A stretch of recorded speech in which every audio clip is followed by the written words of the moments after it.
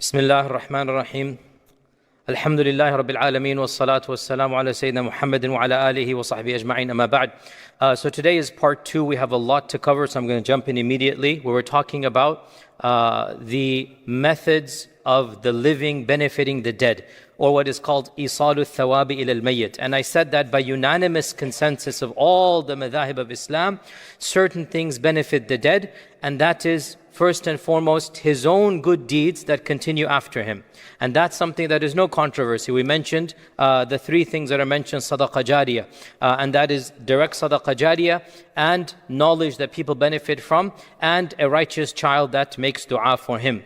And I mentioned as well that another thing that is by unanimous consensus benefits the deceased: dua and istighfar of others for the deceased. There is no controversy over dua and istighfar. Okay, I mentioned them and I mentioned the evidences for them. We now move on to that area in which there is some controversy. And in my list from yesterday, from last week, I went over 5 things. Number 6 now is Sadaqah. Number 6 is Sadaqah. And there are numerous narrations that indicate that Sadaqah benefits the deceased. Let's mention some of them. Abu Hurairah said that a man came to the Prophet ﷺ and said that, "O Messenger of Allah, my father passed away and left behind money and did not write a will. If I give sadaqah on his behalf, will it forgive his sins?" And the Prophet ﷺ said, yes. And there are other evidences that are very clear in this regard. Sa'd ibn Ubadah gave a well for his mother. He built a well for his mother. All of this is explicit. Number 6 is sadaqah on behalf of the deceased. Number 7, Hajj and Umrah.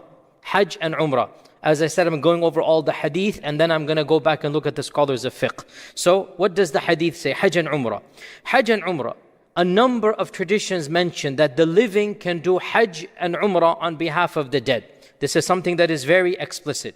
Ibn Abbas said, hadith is in Bukhari, that a woman from the tribe of Juhayna came to the Prophet ﷺ and said, "My mother made a vow to Allah that she would perform Hajj." A vow means, I am sick, if you cure me, O Allah, I will go for Hajj. This is called a nadhr, okay? And the hukum of a nadhr, I will talk about in another lecture, but generally speaking, it is not mustahab to do a nadhr, but it is not haram. And if you make one, then you must fulfill it. You don't bargain with Allah. You don't say, "Oh Allah, if you do this, I'll do that." But if you say it, then it becomes wajib on you to do. So if as a person says, "If my son is cured, I will give $1,000 in charity." Our Prophet ﷺ said that making a nadhr does not change qadr, but it extracts from the miserly person. Meaning what? The man would not have given $1,000, but now that he made the nadhr, he has to give $1,000. So it extracts from the miserly person. Therefore, a nadhr is not something that is generically mustahab. It's not going to change qadr. Better than that, you make dua, you do other things directly. But if you make a nadhr, you need to fulfill. Clear enough? So, my mother made a nadhr that she would perform Hajj, and she passed away without fulfilling the nadhr. May I do Hajj on her behalf? The Prophet ﷺ said, listen to this. Let me ask you, ara'aytaki, let me ask you, if your mother left a debt, would you not repay that debt? She said, yes. So he said, the debt of Allah has more right that you fulfill it back. Do Hajj on behalf of your mother. Hadith is in Bukhari. Right? Very explicit. The lady made a nadhr. She didn't do it. The daughter is saying, can I fulfill the nadhr of my mother? Yes, fulfill the nadhr of your mother. And he gave a qiyas, an analogy. Imagine if your mother had a debt, wouldn't you pay it? Yes, so now she has a debt to Allah, so you should fulfill that debt. Another hadith in Sahih Muslim, that a man came and said, O Messenger of Allah, the faridah of Hajj was revealed, and my father is shaykhan kabiran, a very old man, la yathbutu ala rahila, he cannot sit on a camel. In other words, when Allah revealed the commandment to do Hajj, right? This is in the 9th year of the Hijrah. This man is too old to do Hajj. So the child says, أَفَأَحُجُّ عَنْهُ, may I do Hajj on his behalf? And the Prophet ﷺ said, yes, you may do Hajj. Now this hadith is for a living person, by the way, who is very elderly. It's not explicitly for the deceased, but the concept is there that the one who cannot do Hajj, another person will do Hajj on his behalf. We all know this is called Hajj Badal, and that's an issue of fiqh, but this is used in the generic controversies, in the generic evidences of doing a good deed on behalf of another. And in a similar narration, Abu Razin al-Uqayli, maybe the same one, maybe a different one, we don't know. He said, Ya Rasulullah, my father is a very old man. He can neither accompany, ride on a camel, nor can he go for Hajj. May I do Hajj on his behalf? And the Prophet ﷺ said, Hujja an abika wa'tamir. He added, go ahead and do Hajj and Umrah on behalf of your father. This is in Musnad Imam Ahmad. Ibn Abbas narrates, reported in Ad-Daraqutni, that a man came to the Prophet ﷺ, and this is now we get explicit, and said, my father died without performing the Hajj of Islam. May I perform Hajj on his behalf? And once again, the exact same thing that the Prophet ﷺ said to the lady from the tribe of Juhayna, he said to this man, let me ask you, if your father left a debt, would you not pay that debt on his behalf? And the man said yes. So the Prophet ﷺ said, فَحْجُجْ عَنْ أَبِيكَ, perform the Hajj on behalf of your father. This is again very explicit.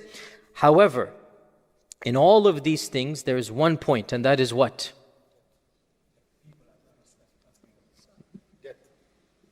Death is there, no. Children, family members, not even this. They haven't done their Hajj fard, their fard of Hajj. They have not done it.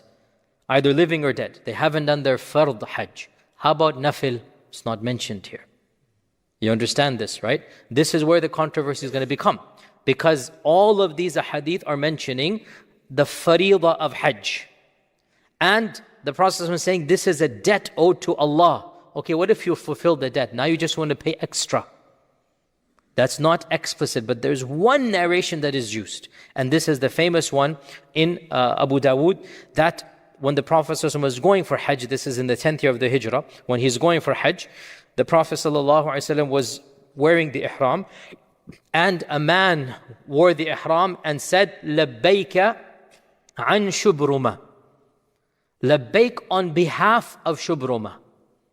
Not on behalf of me. I'm doing Hajj on behalf of Shubruma. The Prophet ﷺ said, who is Shubruma? Who is Shubruma? The man said, he is a friend or a brother. The narrator said, I forgot, did he say friend or brother? He is an akh or a qareeb, a relative or a friend of mine. The Prophet ﷺ asked this man, أَحَجَجْتَ عَنْ نَفْسِكَ, did you do Hajj on behalf of yourself first? He said, no. So now the Prophet ﷺ said, حُجَّ عَنْ نَفْسِكَ ثُمَّ حُجَّ عَنْ شُبْرُمَا.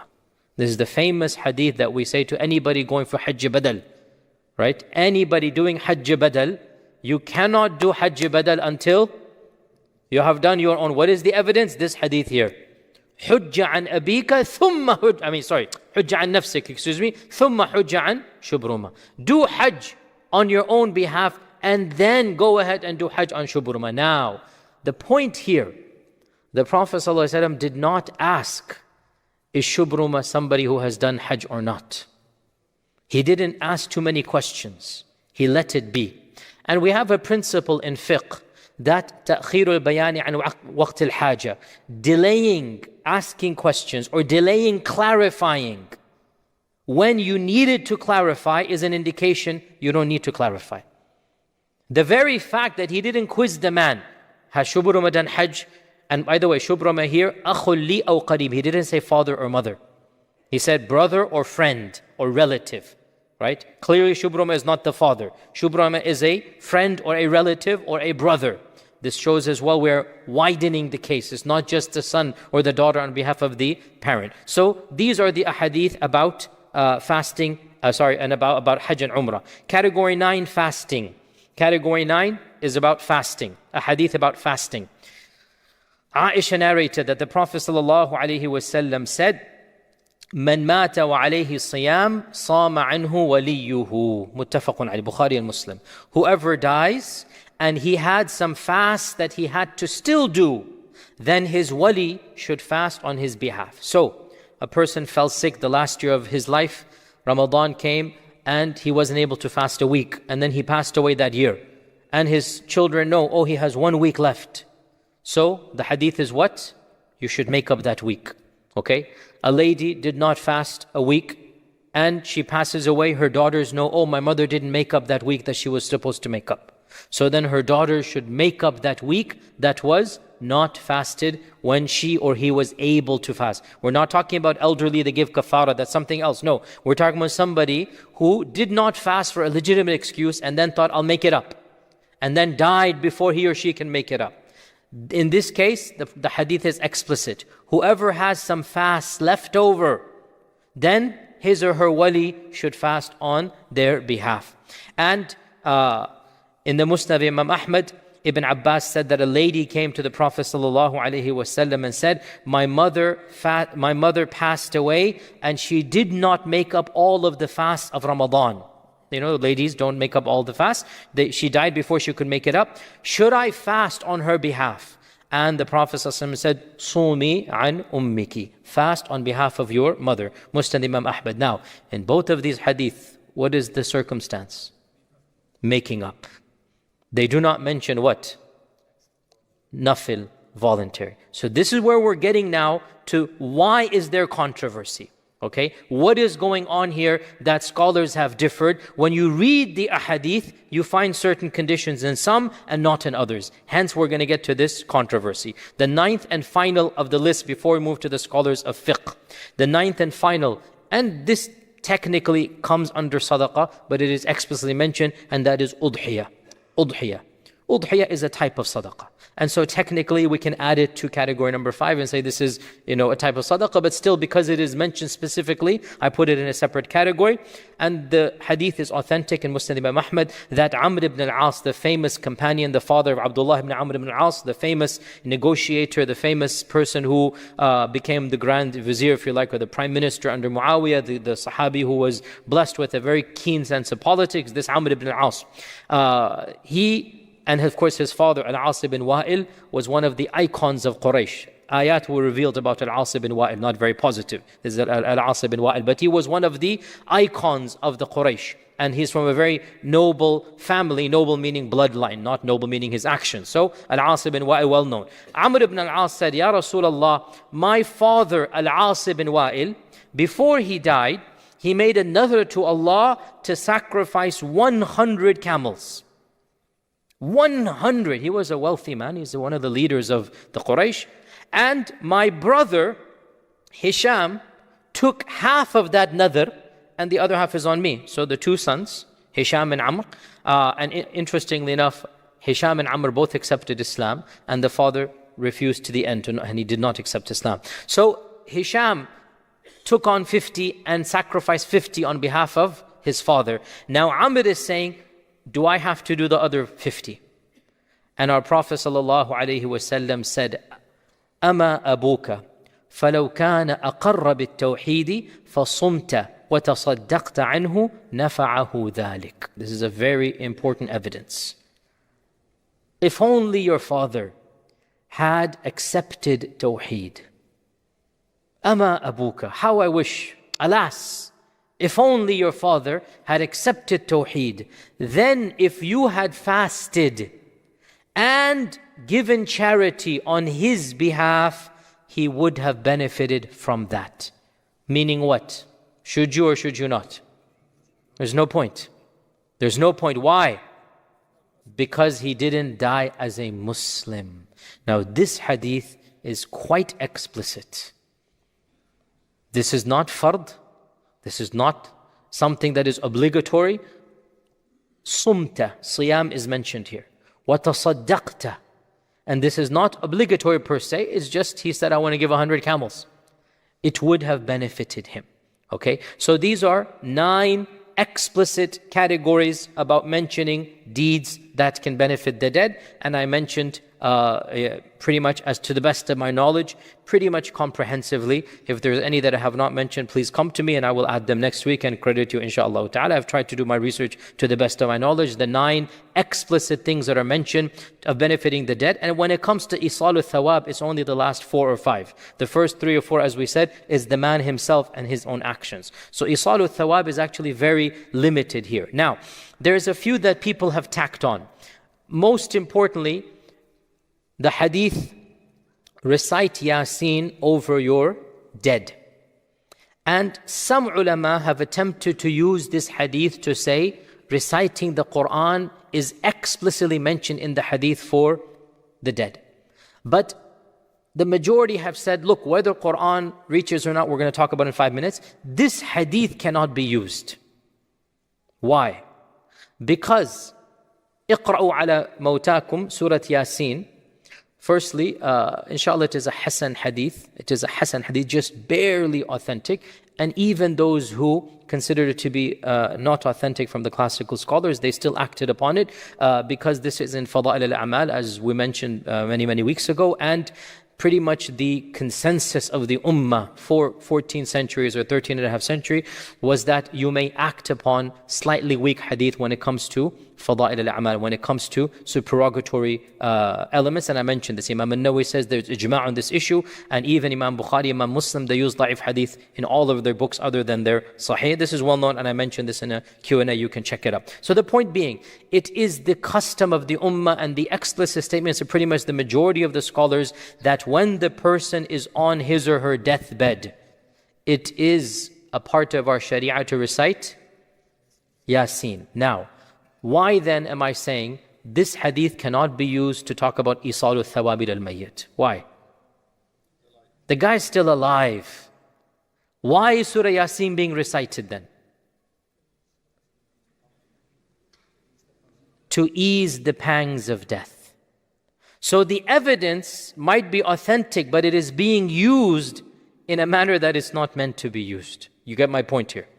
The hadith cannot be used in the chapter of the evidence of giving your good deeds to the deceased, because this hadith has nothing to do with giving good deeds to the deceased. It has to do with making the last few hours and the last few minutes of the deceased's life easy.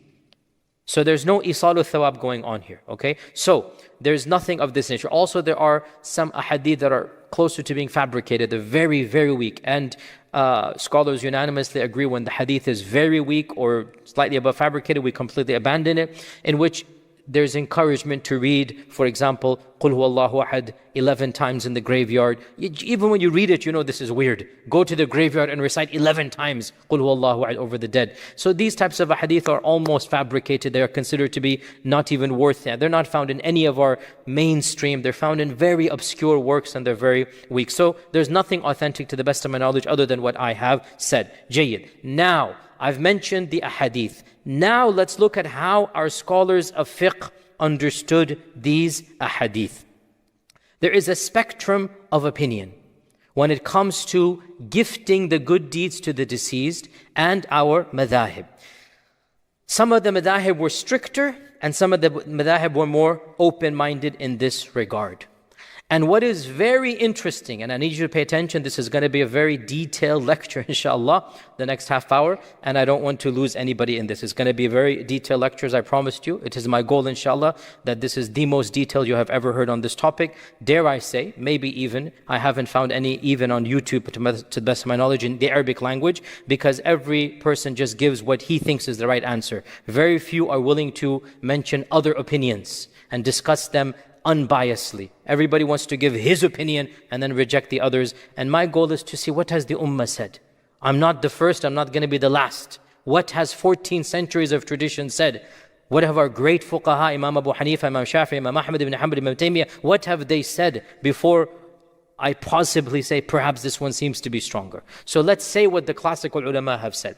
And what we find, very interestingly, is that of the 4 madhabs, one of them has been consistent from its inception up until now. 2 of them have kind of sort of flipped one way, and the last one has flipped the other way. In other words, 3 of the madhabs have initially had a certain position, and then over the course of Islamic history, slowly but surely they flipped around and they've gone against the opinion of their own founders. And this is, by the way, not uncommon. For those who study fiqh, you will know it's not uncommon. A lot of times you have an explicit statement of the founder of the madhab, and then slowly but surely the later scholars collectively began changing the stance until the fatwa given in that madhab is exact opposite to what the founder of the madhab said. This is something that is well known to the students of fiqh. So, the one madhab that has been pretty consistent throughout its inception is the Hanafi madhab. MashaAllah, tabarakallah, they have maintained their consistency. The Hanafi madhab, from its beginning, has said that any and all good deeds can be gifted to the deceased without any restrictions. They are the most open-minded, generous. I like this word. Yes, they are the most generous. Gift any good deeds to the deceased. In fact, most of them even said, why stop at deceased? Give them to the living as well. You can give to the living as well. So we have, for example, Ibn Abidin, the author of the Hashiyah. He quotes from Bada'i' al-Sana'i' al-Kasani, the famous Hanafi scholar of medieval Islam. Al-Kasani died 587 and Ibn Abidin died 1134. Where are Hanafi scholars here? Anyway, these are all famous Hanafi ulama. Al-Kasani writes, it doesn't matter whether the one you gift a deed to is alive or dead, you may gift. And it doesn't matter whether you intend to gift before you do the deed, or you make up your mind after the deed has been done and you decide after it's been done, I'm going to give this deed to the dead. And the Hanafi madhab allows the gifting of any good deed, including salah. And of course, siyam and hajj and umrah and qira'at al-Qur'an, anything and everything can be gifted to anyone else. And they consider this to be the haqq, or the right of the one who has done the deed. Once you do the deed, you may then decide, even before or after, to give the reward to somebody else. That's your prerogative. And this has been their consistent position throughout history.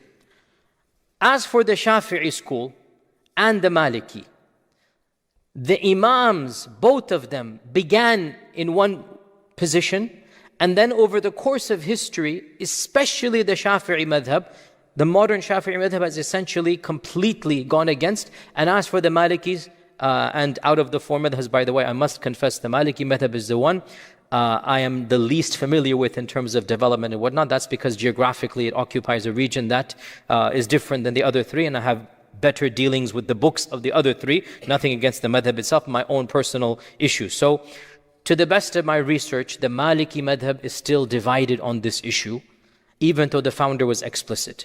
What did Imam Malik and Imam Shafi'i say, the both of them? They said, Imam Shafi'i said, and I quote from Imam Shafi'i, other than fulfilling the wajib, such as the guy didn't fast or whatnot, and sadaqah and dua and istighfar, 4 things, no deed benefits the dead and nothing reaches the dead. This is from Imam Shafi'i directly in his Kitab al-Umm. Directly Imam Shafi'i says, either the guy didn't do a wajib, meaning in particular any wajibat that is left, then the other part, like the hadith says, Man mata wa alayhi sawm, sama anhu waliyuhu. Okay, this is a wajib. There's some missing. Then you make up the wajib, but not nafil. Or sadaqah, dua and istighfar. And there is no controversy in any madhab about sadaqah, dua and istighfar. All the madhabs allow this, right? So the Shafi'is are the most restrictive. Imam al-Shafi'i is the most restrictive. And he explicitly says, nothing else can be done for the mayyit. And no deed reaches the mayyit other than this list that he gave over here. And then he quotes his evidences. وَأَلَّيْسَ لِلْإِنسَانِ إِلَّا مَا سَعَى. And إِذَا مَاتَ ابْنُ آدَمَ انقطع عمله إلا من ثلاث. So he quotes 2 solid evidences and he goes, خلاص, deal with it. I've proven my case. وَأَلَّيْسَ لِلْإِنسَانِ إِلَّا مَا سَعَى. The son of Adam Man will have nothing other than what man himself strove to do. And these are not things that the man did. And when the person dies, everything is cut off except for 3 things. So Imam al-Shafi'i says, it is very clear, these things cannot be gifted to the deceased. Okay? Imam al-Nawawi, and Imam al-Nawawi is the greatest expounder of the Shafi'i madhab in medieval times. Right? The muhaqqiq of the Shafi'i madhab in medieval times is Imam al-Nawawi. Imam al-Nawawi writes in his Sharh of Sahih Muslim, volume 7, page 90, وَالْمَشْهُورُ فِي مَذْهَبِنَا أي مذهب الشافعي أن قراءة القرآن للميت لا يصله ثوابها وقال جماعة من أصحابنا يصل ثوابها وبه قال أحمد بن حنبل. Imam al-Nawawi says, the famous position of our school, and Imam is a Shafi'i, the famous mashhur it's called, the one that is well known in our school, is reciting the Qur'an for the deceased does not reach the deceased. However, some group of our school said it does reach the deceased, and this is the position of Ahmad ibn Hanbal. Okay? So, Imam al-Nawawi is saying in his time, and when did Nawawi die? 676. Imam al-Nawawi died 676 Hijrah, medieval times. Literally smack dab in the middle from our times to the Prophet. Imam al-Nawawi is in what we call medieval Islam. Imam al-Nawawi said, the famous position of the Shafi'i madhab is reciting the Qur'an does not reach the deceased. But he is saying, a large group though is disagreeing with this. Okay? Now, this is what he is saying. A large group. Over the course of the last few hundred years, that large group has become the dominant. And the original position of Imam al-Shafi'i himself has become almost discarded in the Shafi'i madhab. And modern Shafi'i scholars, pretty much almost all of them that I have come across, give fatwa based upon what was the minority opinion. And for example, if you look up the Darul Ifta of Egypt, which is, I would say, representative of the Shafi'i school by and large. It is now the Azhar Institute and whatnot. And you look at the Syrian scholars who follow the Shafi'i madhab, you just look at their fatwa online, you listen to their lectures. Generally speaking, they are completely open to the idea of gifting your good deeds to the deceased. Okay? So, the modern scholars of the Shafi'i school have given the fatwa that you may do good deeds and gift them to the deceased, and on top of this list is reciting the Qur'an. Is that clear? That is the Shafi'i madhab. The same goes for the Malikis. However, to the best of my knowledge, the Maliki madhab still has 2 opinions in it, and I'm not in a position to tell you which one is a majority in our times. I'll simply say I found Malikis on both sides of the spectrum in our times. Imam Malik himself was on the same madhab as Shafi'i, no gifting. Imam Malik wanted to close the door.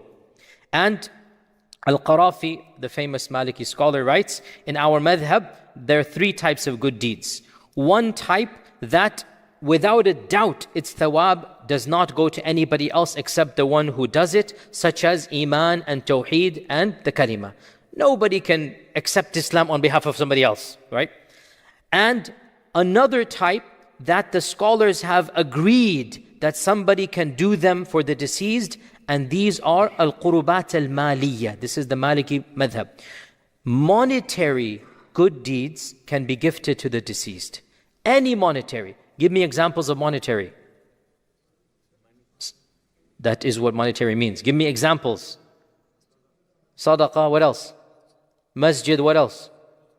Udhiyah, hospital, wells, anything where money is spent. The Maliki madhab says, wherever you spend money, then you can give to the deceased. This is the Maliki, Imam Malik's position. And he said, the third category, that which is the bodily actions, such as fasting and Hajj and Qira'at al-Quran. And he says, Malik and Shafi'i said, no, we cannot do that. This is Imam al-Qarafi, one of the icons of the Maliki madhab. And he quotes directly from Imam Malik. Malik did not allow this to happen. However, like with the Shafi'i madhab, developments occurred in the Maliki school. And large segments of the Maliki school began giving fatwa that it is allowed.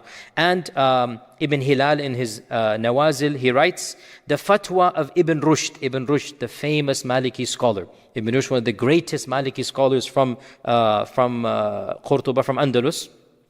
The fatwa of Ibn Rushd and the madhab of the majority of our Andalusian scholars, because the Maliki madhab flourished in Andalus, is that the mayyit benefits from the recitation of the Qur'an of the living, and the thawāb reaches the mayyit. And he writes, this is Ibn Hilal, a scholar of the Maliki madhab, he writes, and this is the actions that the Muslims east and west have done. Meaning what? Reciting Qur'an for the deceased. This is something that everybody has done. وَاسْتَمَرَّ عَلَيْهِ الْأَمْرُ مُنْذُ أَزْمِنَةٍ سَالِفَةٍ. And the custom has been done since time immemorial, that when somebody dies, those that are alive read Qur'an for the ones that have gone away. Okay? So this is something that is now the later Maliki scholars, they seem to allow this in my brief research that I've done. And again, if there are any Maliki experts, please benefit us in this and tell me, and I will announce this next week, no problem. To the best of my knowledge, I have found both positions still in the Maliki school. Unlike the Shafi'i school, by the way, I have not found anybody, the Shafi'i school seems to have completely gone basically with the Hanafi madhab. So the Shafi'i is now similar to the Hanafi madhab in our times. The Malikis, we did this. Now, which madhab is left? The Hanbalis. Okay, the Hanbalis I say for the last, because they went the exact opposite. They went the exact opposite. Imam Ahmad ibn Hanbal was of the opinion of Imam Abu Hanifa. Very generous. Imam Ahmad ibn Hanbal allowed good deeds to be gifted to the deceased without any restrictions whatsoever. And this was the standard position of all Hanbali ulama without exception up until modern times, when the modern strand of Hanbalism, what should we say, reinterpreted the classical school, as they have done for many things as we know, and they preached a version of theology that is essentially unknown to the earlier Ummah, and they began saying that it is not allowed to do anything for the deceased other than the three that is mentioned, which is not isāl al-thawāb al-mayyit, is basically Sadaqah, Jariyah, etc., etc. So and because this is where most of us get our fatwa from, we log online and the fatwa of this group are very predominant. I'm going to deconstruct this inshallah very clearly. Ibn Qudama al-Maqdisi, who is the icon of the Hanbali madhab, is to the Hanabila what Imam al-Nawawi is to the Shafi'is. Ibn Qudama is the medieval icon of Hanbalism, and he wrote some of the most classical books, including Al-Mughni, and Al-Mughni is one of the greatest encyclopedias of fiqh ever written in the history of Islam. Ibn Qudama was a Hanbali theologian and a faqih, and a teacher of the teacher of Ibn Taymiyyah. He was basically a century before Ibn Taymiyyah. Ibn Qudama writes in his Al-Mughni, and Al-Mughni is considered to be one of the primary references of Islamic fiqh in all the madhahib, because Ibn Qudama wrote an encyclopedia of all four madhahib in Al-Mughni. And he writes, volume 2, page 225, any good deed that a person does and gives its thawāb to a Muslim mayyit, two conditions, dead and Muslim. Okay? So the Hanabila, generally speaking, didn't really allow the gifting to the living. That's the Hanafis. The Hanabila want to gift it to the deceased. Okay? And it has to be Muslim. You cannot gift to a non-Muslim, which is of course understood, because the non-Muslim is explicit in the Qur'an. So any good deed that is gifted to a Muslim, Allah Azza wa Jal will benefit the mayyit because of it. And some of them said that when the Qur'an is recited over the deceased and it is gifted, its thawāb will go to the qari, and the mayyit will also be as if he has gotten the blessings. However, he mentions the mayyit, so he's basically mentioning the controversy, that, so a little bit advanced here. Some ulama said, if you recite the Qur'an over the mayyit doesn't get the reward of the recitation. The mayyit gets the barakah of the Qur'an. There's a difference between the two. So when I read Qur'an in my house, there's going to be barakah coming down, right? And there's going to be a reward for me reciting the Qur'an. Two separate points. Some ulama said that when you read Qur'an for the deceased, what the deceased gets is the barakah and the sakina and not the reward. You understand? Very small. Ibn Qudama says no. He's refuting that point. That's not the case. Rather, the deceased gets the thawāb. And then he says, and this is ijma' al-muslimin, the unanimous actions of the Muslims, فَإِنَّهُمْ فِي كُلِّ عَصْرٍ وَمِصْرٍ, in every era and in every land, they come together and they recite Qur'an and they give the thawāb to their dead without anybody criticizing them. I want you to ponder over what Ibn Qudama says. And he says this is the custom from time immemorial in every asr wa misr, in every time and in every land, that people come together and they read Qur'an and they gift it to the deceased and no one criticizes them. Min ghayri nakir. Who is saying this? Ibn Qudama al-Maqdisi, one of the greatest icons of the Hanbali madhab. And I can quote more and more. The Hanbali madhab I'm the most familiar with because obviously that's the madhab I studied intimately. Imam al-Bahuti, he wrote his Kashaf al-Qina', which is considered to be the khulasa or the zubda of the later Hanbali position, and it is the primary book that is taught in those lands where you want to be a judge in the Hanbali madhab. The Kashaf is one of the main books that is taught. And he writes that the position of Imam Ahmad is that all good deeds reach the deceased. And he also mentions that people gathering together to read Qur'an for the deceased is something that the Ummah has done from time immemorial, and no one has made a fuss over this issue. Okay, so this is Imam al-Bahuti. Now, what do you think Ibn Taymiyyah, Shaykh al-Islam, said? And he's from the Hanbali school. Trick question or what? I'm asking you. Ibn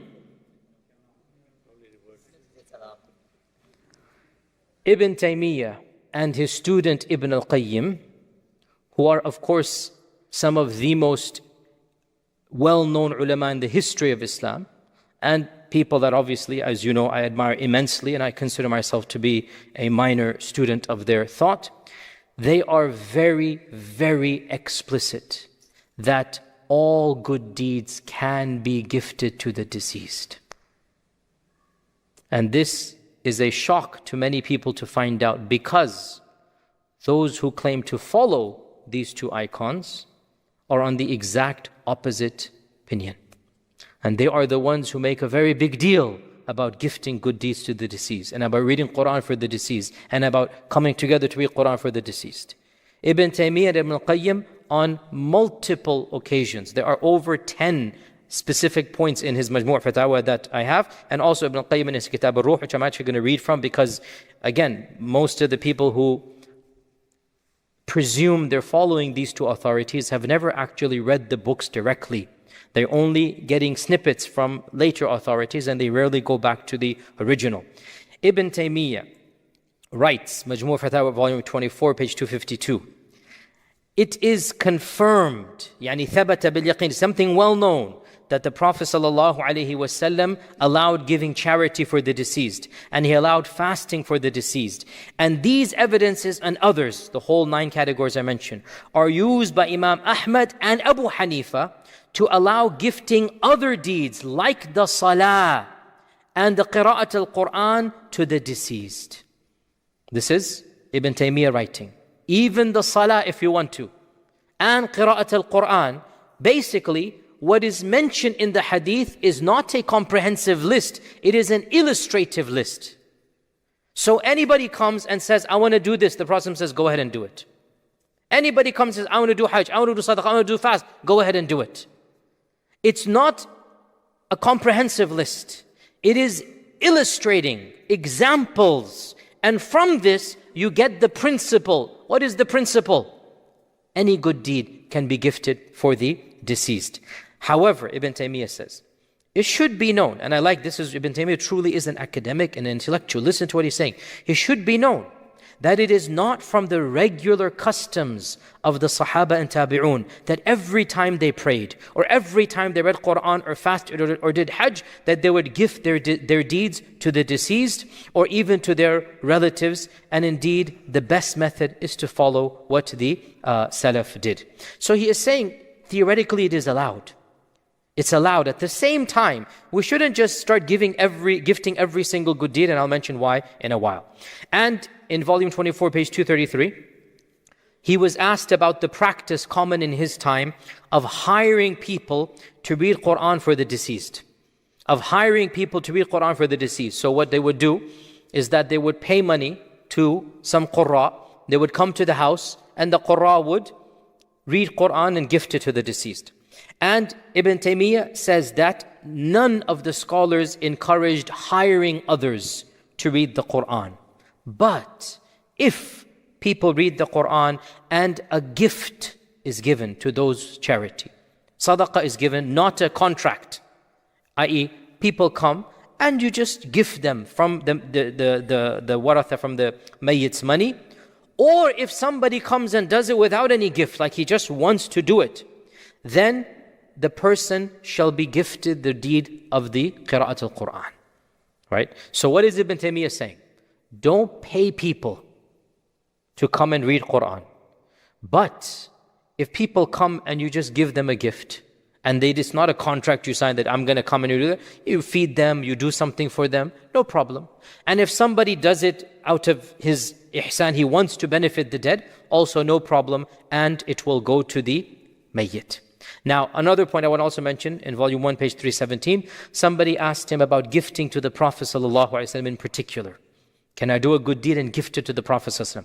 And he said, it is not reported from any of the early generations that they did this. And the reason for this is because, listen to this, every single good deed that you do, automatically our Prophet ﷺ gets the reward and you get the full reward. You don't need to give specially to him. Because the one person who will get every good deed that is ever done by any Muslim, and you will get the full reward and he will get the full reward, is our Prophet ﷺ. You don't need to separate and say, oh, this Hajj is for your Hajj and your Salah and your Qira'ah, anything you do. The Prophet ﷺ is getting the reward for Tabligh al-Risala. So clearly, you do not have to gift the Prophet ﷺ anything. That's very clear. He doesn't need it. Your deeds will automatically appear in his scale and in your scale from Allah's blessing. Now, Ibn al-Qayyim in his Kitab al-Ruh has the most detailed discussion of gifting to the deceased, and I strongly encourage every advanced student of knowledge to read through the 20 or so pages in my edition from page 326 all the way to 350, so almost 25 pages about this regard. And it is the most detailed discussion back and forth that I have found of this issue in all the books that have come of early Islam. Obviously in our times there are some dissertations and whatnot that have gone into more detail, but in classical and medieval times this is the most detailed discussion. And I wanted to in particular quote from this book. Ibn al-Qayyim basically says that out of all of these texts adding to one another, we can prove that the rewards of the good deeds reach the dead when a living person does it for him. So all of these ahadith, he mentions some of what I have done, and I mentioned more than that, but the point is all of these 9 genres, he mentions a good selection of them. Then he says, all of these put together prove a principle. It's something now thabit, something confirmed, that gifting the good deeds from the living to the dead is something that reaches the dead. And then he says, and even common sense and qiyas, even analogy, i.e. rationality, proves this point. It's not just the texts. It's also Islamic qiyas. One of the principles of Islamic extraction is qiyas, that this does this. Why? Because he said, the reward of the good deed, who owns it? The one who has done it. So the one who has done it has the right to gift it to whomever he chooses, Just like in this dunya, if I have some money, if I have some item, don't I have the right to gift it to anybody? It's my milkiyah, I own it. And so similarly, if I've done a good deed, I have the right to credit somebody else with that good deed if I choose to do so. So what he is saying is that both the Qur'an and Sunnah and common sense and qiyas, they prove this point, that any good deed can be gifted to any, what's the one condition? Muslim. Obviously everybody says there's no controversy here. To any Muslim, it can be gifted there. Then he mentions explicitly, وَأَمَّا قِرَاءَةُ الْقُرْآنِ وَإِهْدَاؤُهَا لَهُ تَطَوُّعًا بِغَيْرِ أُجْرَةٍ. As for reciting the Qur'an and gifting it to the deceased without paying, without the fees, we don't want the fees guy. We don't want somebody you pay the Qur'an to. We want somebody who wants to do it on his own. فَهَذَا يَصِلُ إِلَيْهِ كَمَا يَصِلُ ثَوَابُ الصَّوْمِ وَالْحَجِّ. This will reach the dead just like fasting and Hajj reaches the dead as well. Now if somebody were to say, but this fact was not known to the Salaf. The Salaf did not gather and read the Qur'an. They didn't gift the Qur'an to the deceased. This was not known to the Salaf. And it is not narrated from any of them that they did this even though they were so eager to do good. Nor did the Prophet ﷺ explicitly command them to read the Qur'an for the dead, even though he commanded them to pray and for istighfar and sadaqah and hajj and sawm.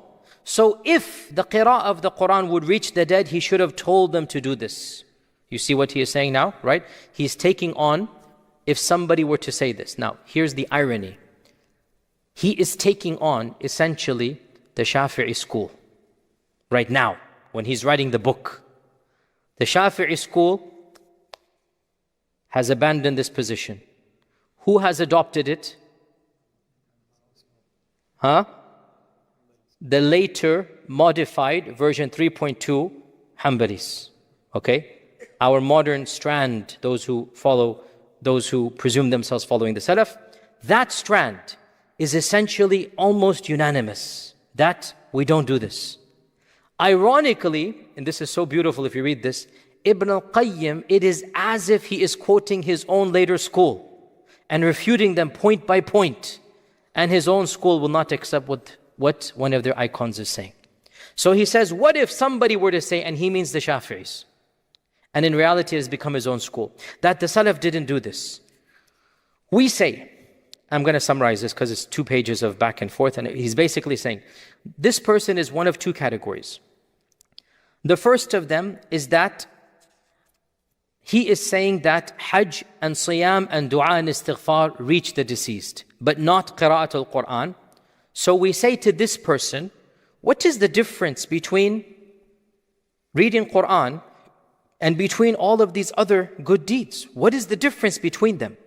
Do you have an evidence to separate this good deed from the other list over there? These ahadith prove the general rule. You are coming and trying to find some exceptions. The same person who told you Hajj and Sadaqah and Qur'an, and in fact, any question that the Prophet was asked about this, he allowed. Then you come and you bring an exception. Where is your evidence for separating? There's no evidence. And as for the claim that the Salaf, and then the second category, those who say that these things don't reach the deceased, and this is not the Shafi'i school, this is actually the Mu'tazila, by the way. I did not mention, or actually I did, I think very briefly I said last class, the Mu'tazila, they said nothing benefits the deceased. And this is for them, and Imam Ibn al-Qayyim says, as for them, we say all of the evidences disprove this point. Then he says, as for the reason why the Salaf, it has not been mentioned from them, he brings a number of points. First and foremost, that they would do things in private, they didn't publicize these things.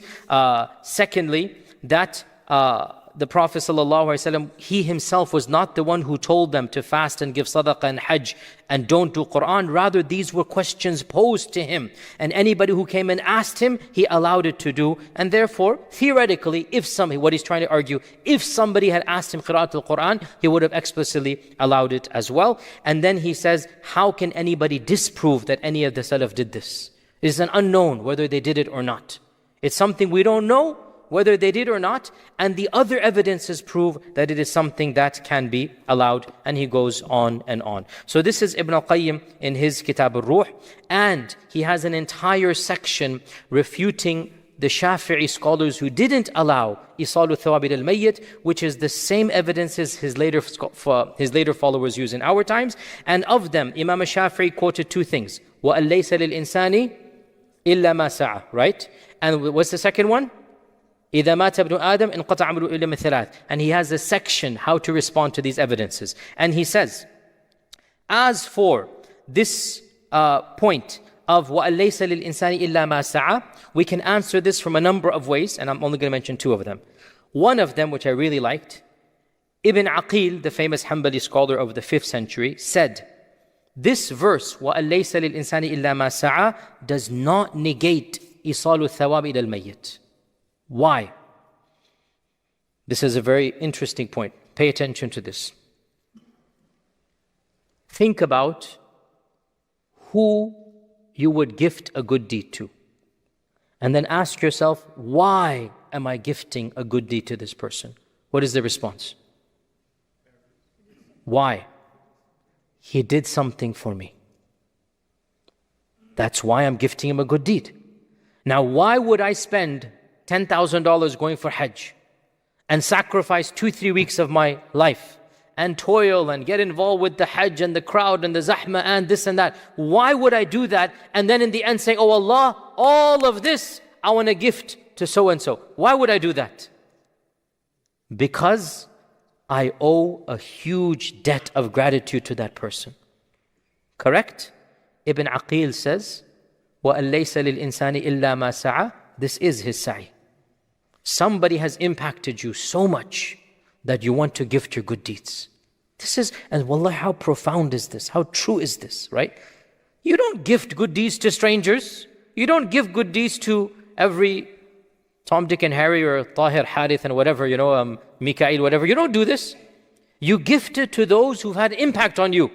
Your mother, your father, somebody who took care of you, somebody who financed you, somebody who did this. You owe them so much. You have a feeling, how can I pay them back? Then you go and you spend money. You go for Hajj, you go for Umrah. And Allah is saying, وَأَن لَيْسَ لِلْإِنسَانِ إِلَّا مَا سَعَى. That person helped you. That is his sa'i. Now you are paying him back. He is getting part of what he has done. Not a contradiction. And then Ibn al-Qayyim also says, and Ibn Taymiyyah, my teacher Ibn Taymiyyah, had another way of interpreting this verse.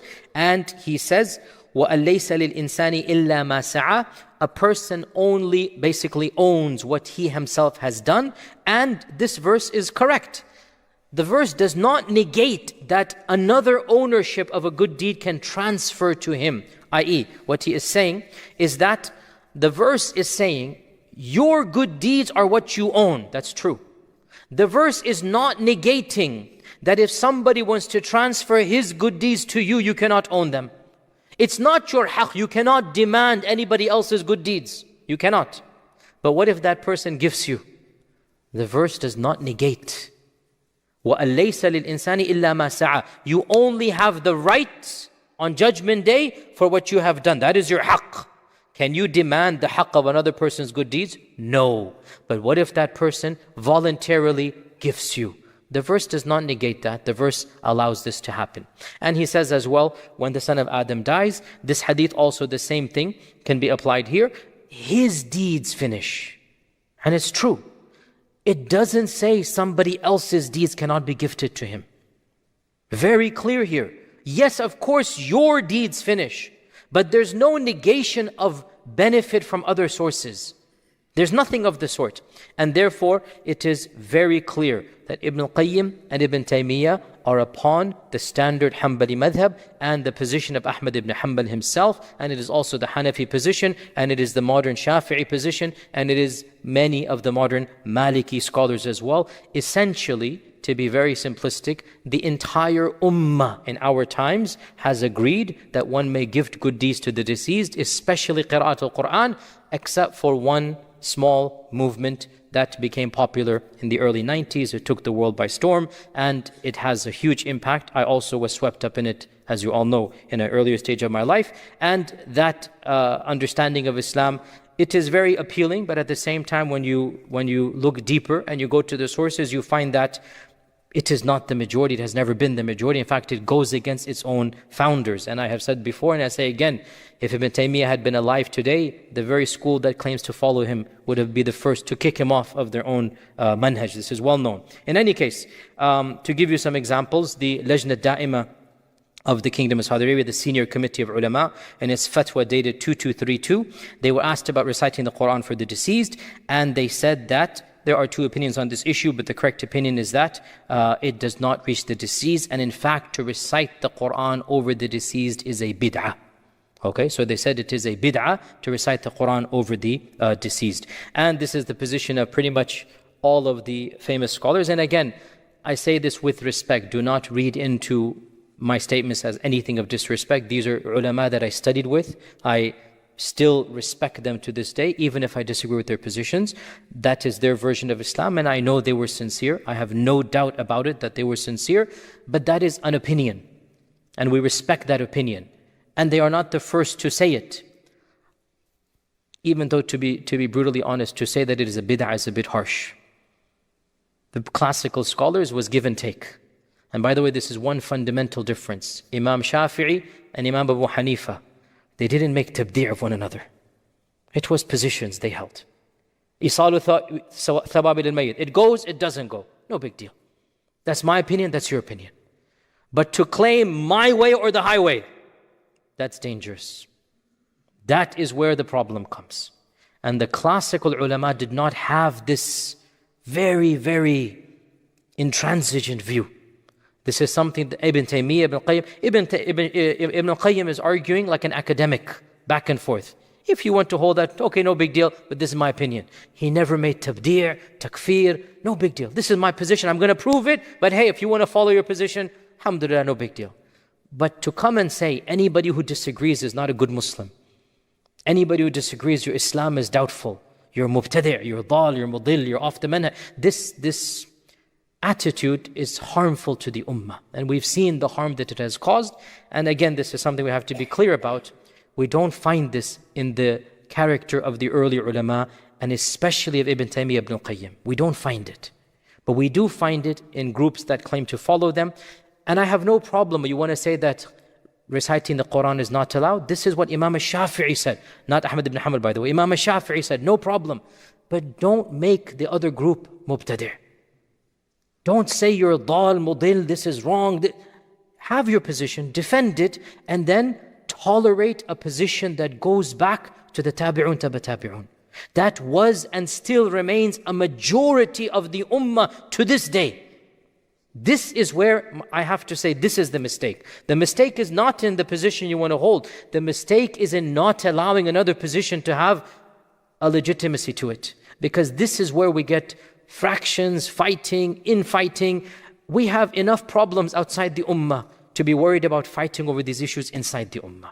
Live and let live when it comes to these internal issues. So, of course, as well, I forgot to mention, another great alim, not meant to be disrespectful, but you should just be aware, Shaykh al-Albani, may Allah Azza wa Jal have mercy on him. I benefited from him immensely when I was a teenager, and I owe him a lot to my own thought process and whatnot. But he has views that, again, based on his ijtihad, he did not allow reciting the Quran for anybody except for the son or daughter.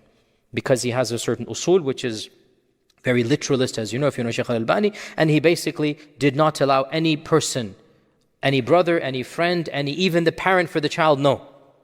Only the son or daughter for the mother or father, that is it. Based on, the Sadaqah Jariyah for the child and whatnot, so he did not allow it at all, and he said it is a bid'ah for anybody else to do this. Now, of course, they're saying it is a bid'ah. Ibn Qudama is saying there's ijma' that it is allowed. Look at the difference. And wallahi, it is interesting, right? And the Maliki scholars and Ibn Rushd, this is something fi kulli asrin wa Misr, people have been doing it. Coming and reading Quran for the deceased. They're writing this 1,000 years ago. And then a recent scholar comes and says, it is bid'ah. Who are you going to trust? Ibn Qudama from 1,000 years ago?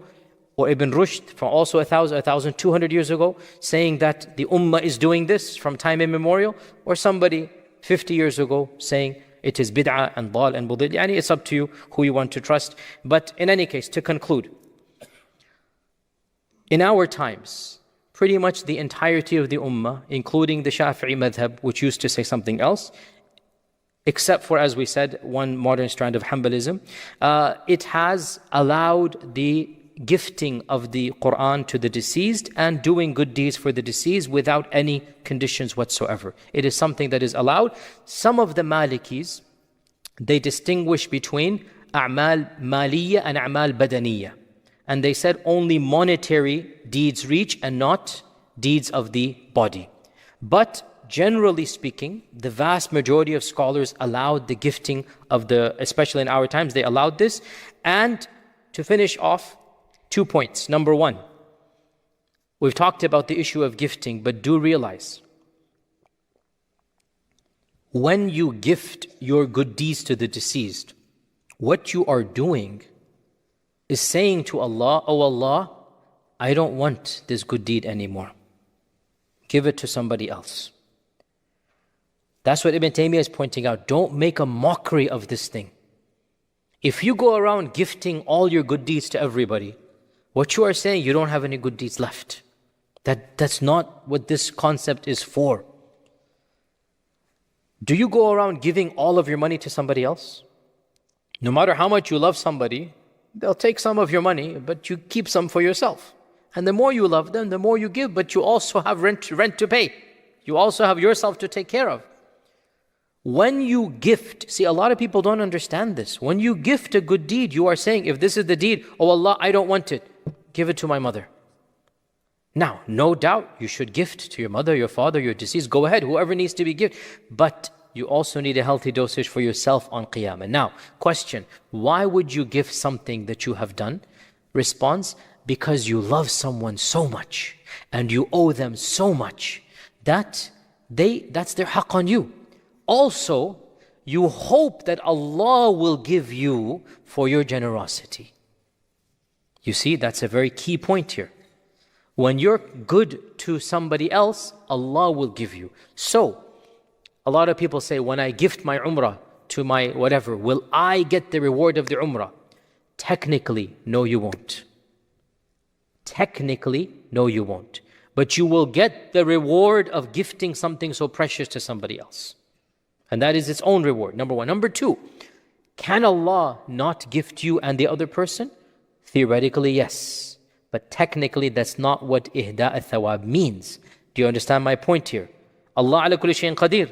And Allah might in His karam give you and somebody else. But technically, what does it mean when you gift your good deed? It is like Ibn al-Qayyim said, gifting your money. You give it to somebody else, you no longer have it. You've gifted it to them, it's theirs now. On Judgment Day, your Hajj will be in their scales, not in your scales. What will you get the reward of? Oh Allah, I want to pay my debt I owe to that person, my mother, my father, my grandmother, my grandfather, by doing this good deed on their behalf. So the wise person gifts in accordance with that haqq, but doesn't gift everything because you don't want to appear penniless on Judgment Day. Okay? Now, does that mean there's no reward at all? No, of course. When you go for Hajj, what else do you do when you're at Hajj? Dua, salah, dhikr. So there's a lot of stuff going on that you will get the reward of. Your dua of Arafah is for you. You're making it. So even if you gift the reward of Hajj to somebody, you are also benefiting immensely by doing so many other things. And you don't just do the Hajj, you read Qur'an there, you do dhikr, you're doing tawaf, extra, whatnot. So all of that is being done. So it's not just that you get nothing. You get Allah's reward for gifting. Allah might be Kareem and give it to you back anyway. And you also get the good deeds that you do in that time frame. Is that clear? Okay, final point. To be very clear here, I discussed the issue of gifting good deeds. I did not discuss the specifics of what happens about Quran Khanis and coming together. I didn't even talk about that. That's a separate topic altogether. I didn't talk about that. I simply said the vast majority of scholars, including Ibn Taymiyyah, Ibn Qayyim, Imam Ahmad, Abu Hanifa, and even Imam al-Nawawi seems to be siding with this. The vast majority of scholars have said, you may read the Quran in your personal private life and gift it to the deceased. And I believe in this as well. Now, all of these additional trappings of on the 40th day we're going to invite people on this and that. I didn't talk about that at all. So please don't read in that I'm allowing that or I'm speaking about that. Generally speaking, I am very cautious about that, and I think that the more things you add, the more problematic it becomes. So I'm definitely not endorsing those customs and habits.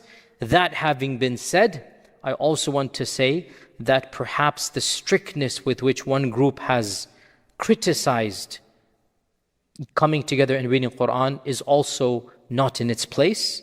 And perhaps because of that backlash, the other group wanted to even make it even more firm.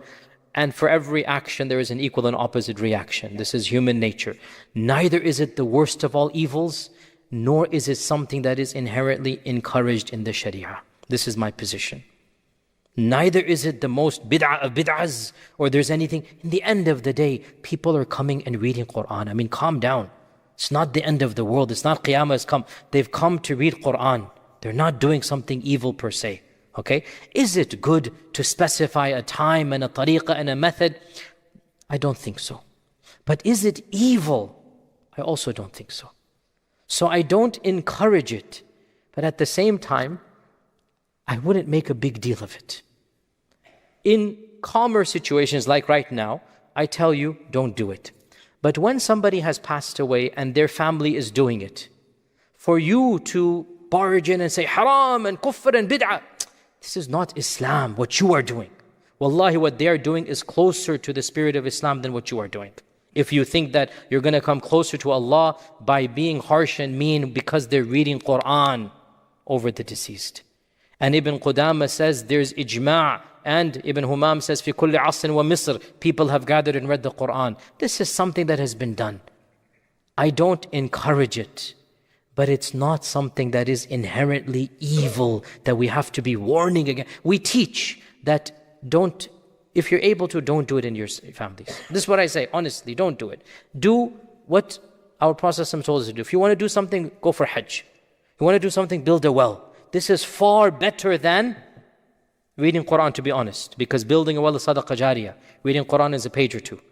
So, far better. But if some family is doing it, that's their emotions, that's dealing with it, and there's a time and a place to teach them. When somebody dies, is not the time and place that you want to fine-tune these understandings that they have. And to conclude and allow